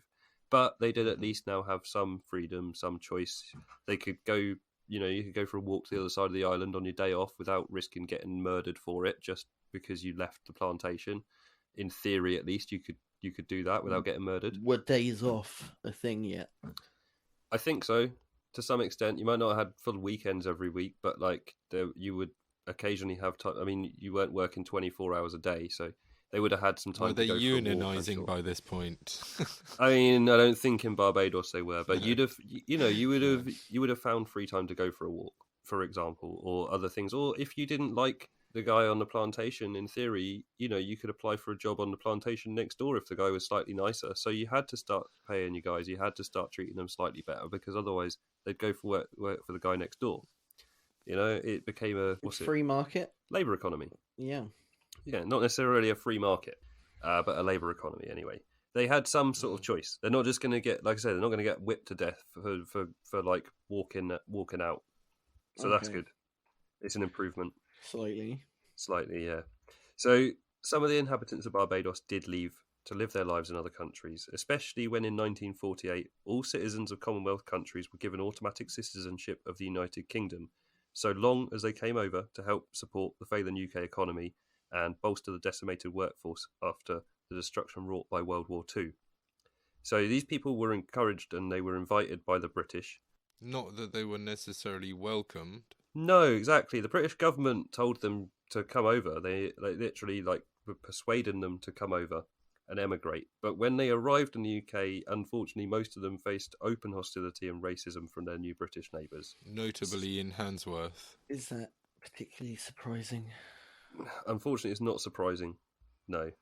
Some of the people who migrated under these rules would later on even be wrongfully deported decades and decades later and forcibly taken back to their countries of birth. Their British citizenship was unlawfully revoked in 2018 under the Conservative Party of Britain, led at the time by Theresa May. But that needs like a whole podcast. That topic. It was the Windrush scandal. Absolutely. Yeah, Google Windrush scandal and just read any of it. It is absolutely disgusting. And this happens in a country that regards itself as one of the world leaders in humanitarian and commerce and all of this, and everything like this can still happen. Yeah, the British government thinks that it's something special and something to be admired by the world, but it's really, really, really not. And this can happen, and yet, Theresa May at the time was the Prime Minister, and she didn't get ousted for that reason. She left later on after she messed up Brexit really badly. So, and she was the Home Secretary. She must have known what was going on. Oh, she would have known what was going on. It was probably her plan that was being implemented later on by Amber Rudd. So, yeah, not good stuff. Like I said, anyone listening that wants to know more, Google Windrush scandal, because I don't know how many people outside of Britain know about it, but it's horrendous and it didn't happen very long ago. Just horrific. It's all just horrific. We've got just the worst legacy in all of this, and we just keep making it worse. It's sickening. Yeah, like I say, I'll be honest, I haven't researched that. I've heard bits and bobs, especially from at the time. I followed it at the time, but I'm sort of going off of memory and things, so I don't want to go too much into it because I haven't researched it for this episode because it would have been too much. We would have ended up with a 3-hour episode. So easily. Yeah. So obviously, not everyone left Barbados. A lot of people didn't leave Barbados. Those who stayed behind did actually eventually, gradually see their life begin to improve. But it did take a lot longer than it should have done. This was because the British, although they were letting Barbados mostly control a lot of its own rules and laws, they were still very much in charge of the purse strings from London. By the end of the 19th century, pro-independence and anti-English sentiments had been steadily on the rise in Barbados. By the outbreak of World War II, a black Bajan politician called Grantley Adams, later Sir Grantley Adams, had helped to form a political party which grew into the Barbados Labour Party. Sir Grantley Adams wanted some pretty basic things, like help for those who need it, such as the poorer members of society. Okay. Yeah, but he was still a bit of a traditionalist, and he was a proud supporter of the British monarchy. How do those two? How are those compatible beliefs? He himself didn't come from a poor background, but he was just a good person and believed that some of the money that was held by wealthy people should be used to help people that were poor and starving and needed a better roof over their heads. But also believed in the monarchy. Yeah, he liked the Queen. A lot of people like the Queen. I'm not going to say they're all bad people. I don't necessarily they're right about everything that they think, but then doesn't Yeah, stop you fair. being a good person. Anyway, so the biggest barrier that he faced in getting elected was disenfranchisement of what should have been around 70% of the electorate of Barbados. Wow. When Adams was campaigning in the late 1930s and through the 1940s, the women of Barbados still did not have the vote. No, what? Yep. How dare they? How very dare And they? not only that, right? The men that did have the vote, there was an income barrier to voting eligibility up until Of course there was. 1942. 1942. 1942. Yeah, so in Of course it was. 1938, 1939, 1940, when Grantley Adams was trying to get himself established politically, as I say, 70% of the electorate could not vote. So it was only rich people, rich men specifically.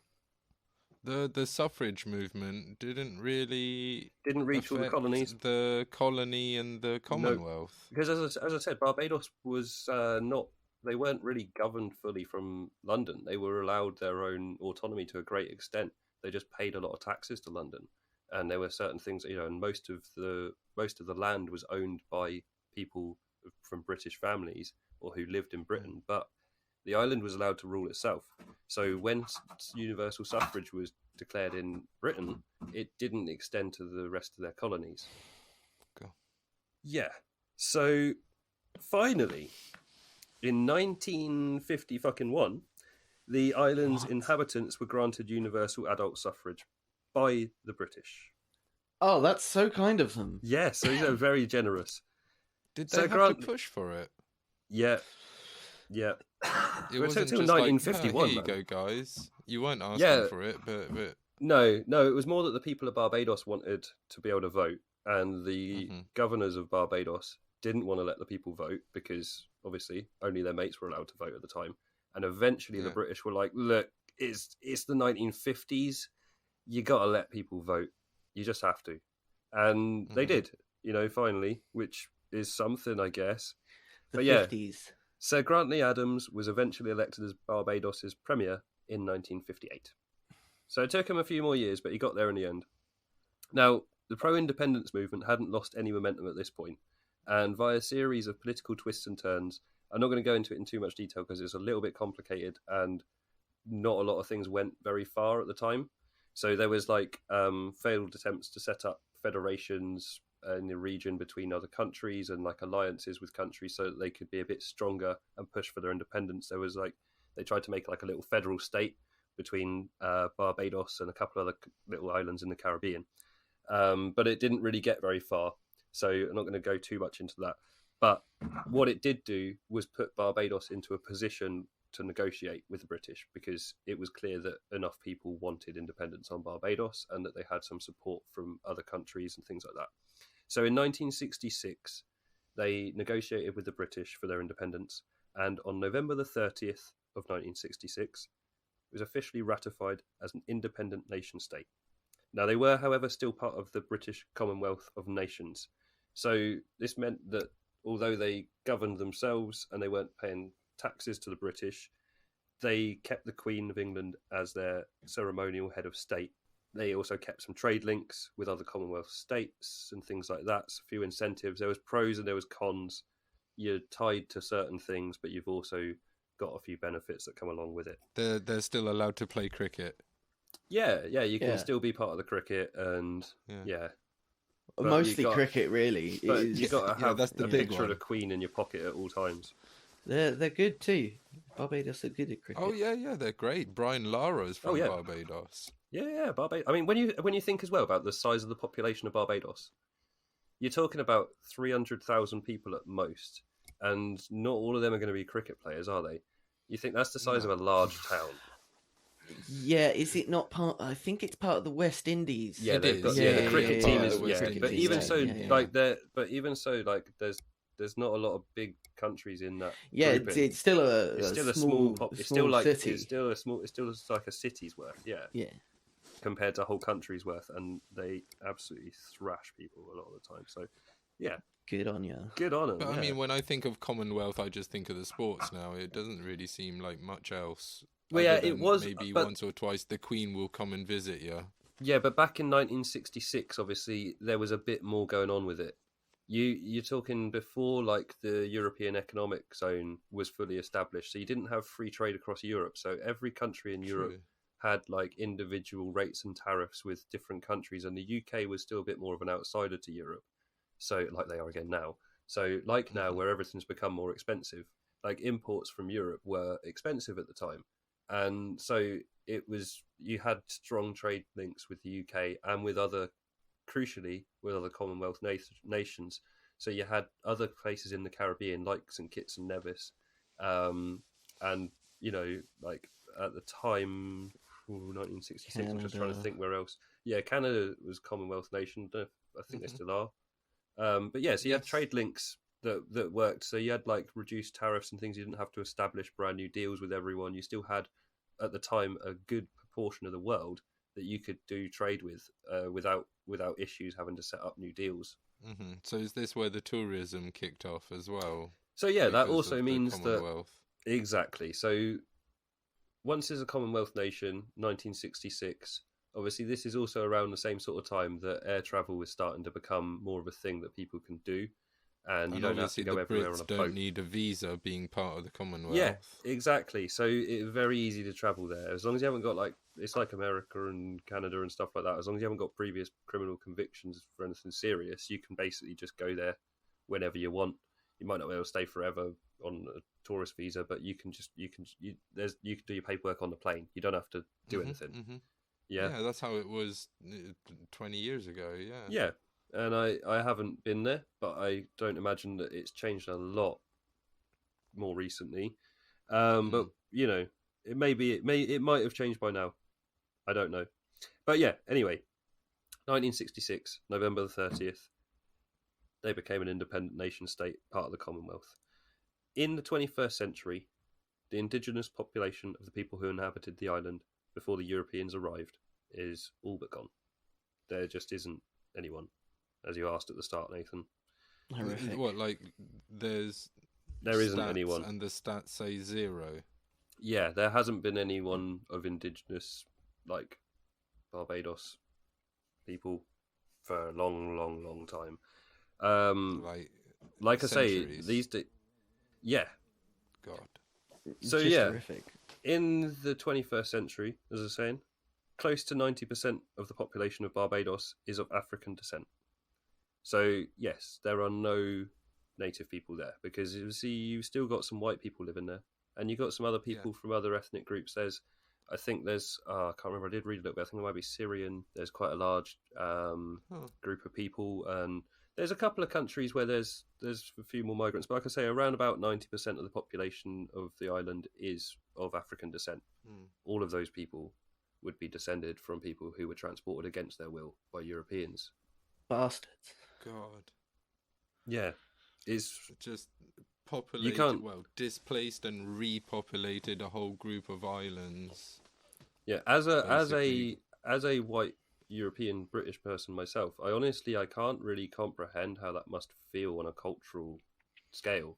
Like that all of the people that are there, because they have their own obviously distinct cultures and things like that in all of the places that Now, people ended yeah. up now, but those all came out of slavery, and things, because these people weren't all from the same places when they were picked up from Africa. They were from all over the place. They didn't have a unified Yeah. culture. They had lots of different cultures, and they had to tribes. create a new one. Yeah.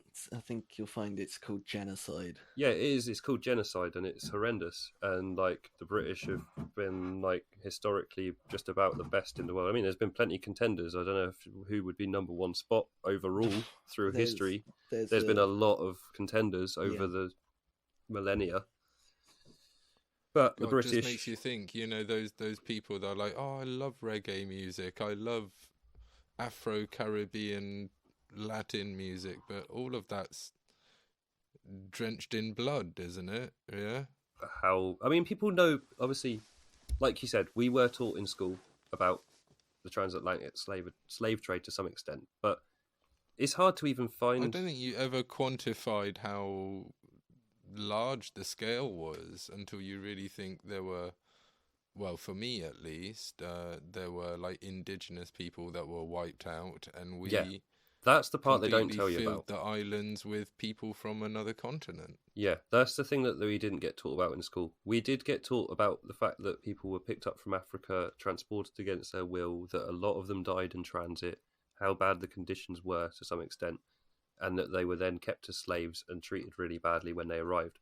What we weren't told about was the fact that there had been people living on those places where the plantations were built before any of the Europeans arrived or any of the African people arrived, and that those people had already been genocided out of existence by the time that the plantations were fully established. That's the part they left out in our education, as far as I remember at school. It's a pretty crucial part. It's quite important, I think. Yeah, there's a reason they leave it out. Yeah. Yeah, you God, can't this hide the is- rest of it very easily. But like I said, there's nothing written from these people really. So it's very easy to deny that they ever existed and that it ever happened by just simple omission. Because no one else is going to mention them. But yeah, That makes me think about like other places I travel to and how much. Yeah, of this that isn't is... an isolated story. Yeah. But yeah, the main language on the island is. Anyone want to guess? Is it English? It is English. Yes, and the main well, religion is. Anyone want to guess? Christian. Yes, specifically Anglican Christianity, because of course it is. Uh-huh. So Naturally. it's like the Church of England, but in the Caribbean. Oh my god. Yeah, I imagine maybe it's called the Church of Barbados, but I also wouldn't be surprised if it's just called the Church of England. No, it's probably just called the Anglican Church. I don't know.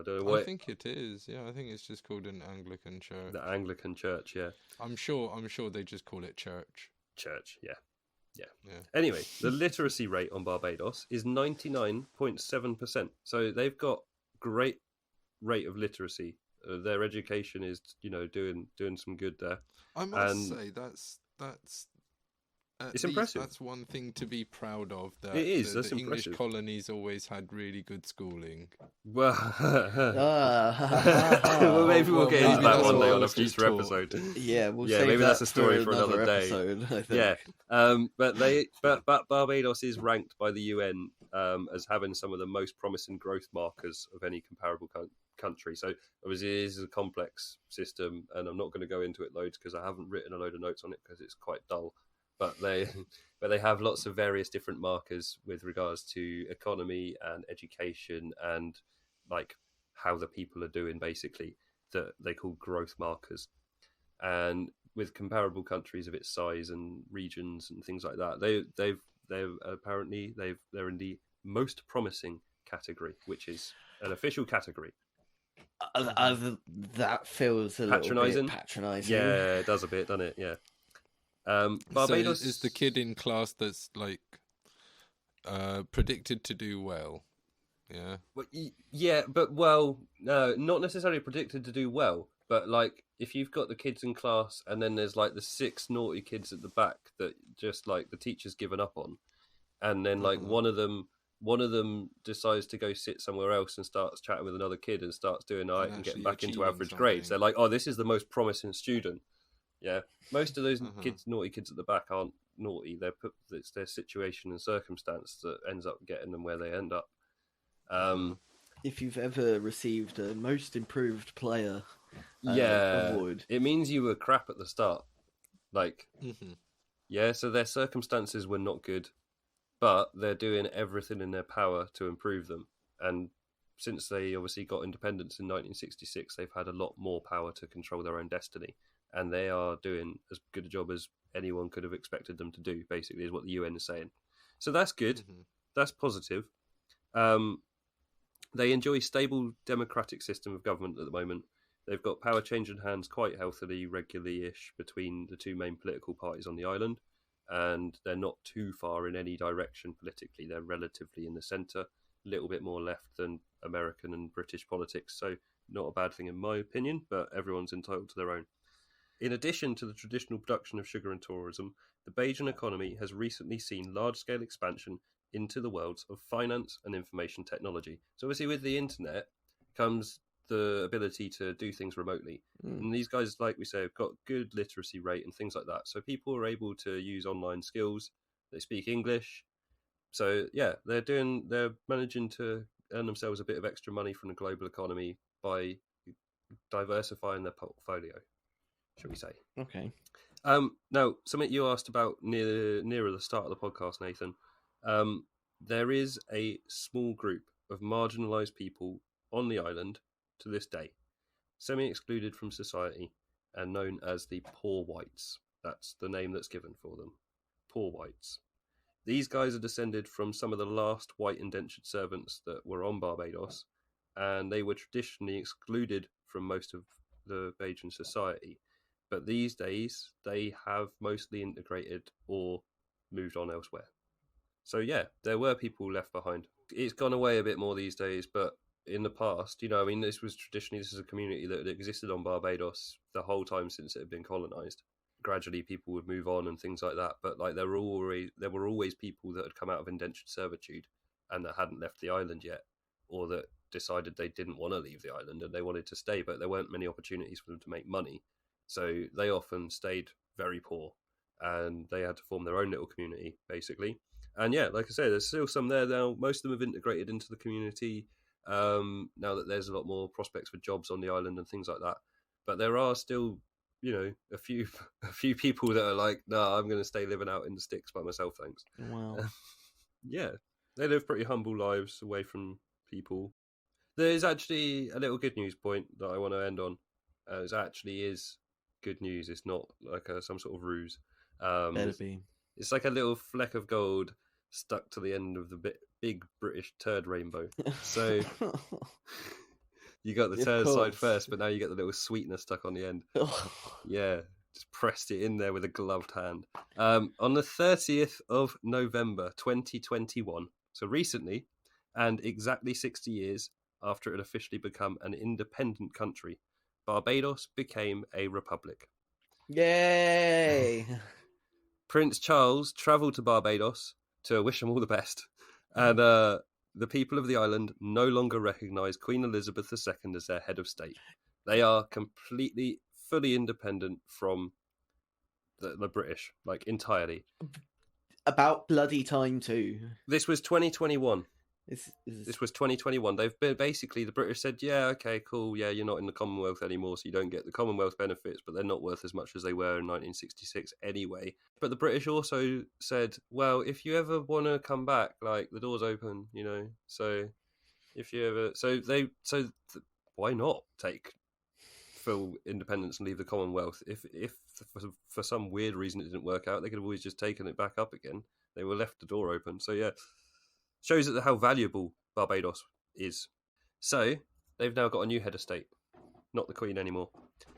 Dame Sandra Prunella Mason. She's a black Bajan lady. She is the first and current president of Barbados, and she is also, obviously, the current head of state.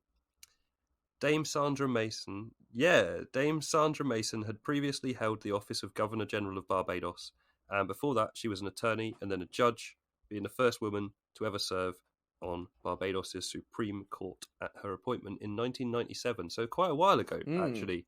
There weren't a lot of women getting appointed to Supreme Court-style positions anywhere in the world in 1997, let alone women of colour, on places that had been as held back politically as Barbados had been. So it's super impressive for her. So all in all, I think she's a far more accomplished person than Queen Elizabeth will ever be. I think she's a lot more worthy of celebrating than Queen Elizabeth II, personally. Like, I think she's done more. But basically, I'm glad. What I'm trying to say is that I'm glad that in the course of researching this mostly quite dark and depressing episode, I ended up learning her name, and I'm going to try and remember it. Dame Sandra Mason, first president of Barbados. Yeah, she's the first president ever of Barbados.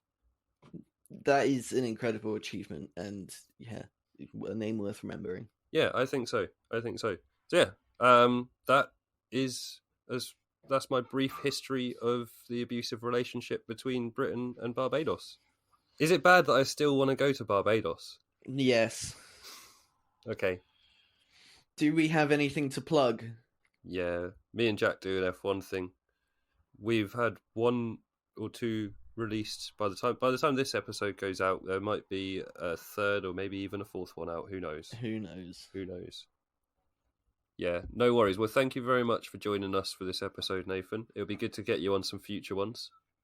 No, it's nice. It's nice to speak to you as well. It always is. Absolutely. It doesn't happen often enough. Absolutely. And yeah, thank you everyone for listening to this episode of Why Everything is Bad, actually. Join us next time. I've got a couple of episodes planned out and lined up, but I'm not going to tell you about them until they get here. So enjoy the wait. Anything to say, Jack? Thanks, everyone. Thanks for listening. And tune in again soon. Like, subscribe, leave a comment, find us on social media, do all the things, and we'll catch you soon. Bye. Bye. Hi everyone, this is Dave adding in a little note in the editing process. I noticed that Nathan's microphone, unfortunately, the recording dropped off near to the end. So if the end sounds a little bit strange and if you're wondering why he didn't say goodbye, that's the reason. Also, we didn't mention the name of our F1 podcast. It's called Racecraft F1. You can find that by searching for Racecraft F1 podcast on whatever platform you want. You can also find us on Twitter at WeebaPod, WEIBA Pod, and our podcast is now for the first time available on Apple Podcasts. Thank you all again so much for listening to the show. I'll be back as soon as I can be, and I hope you're all having a wonderful life.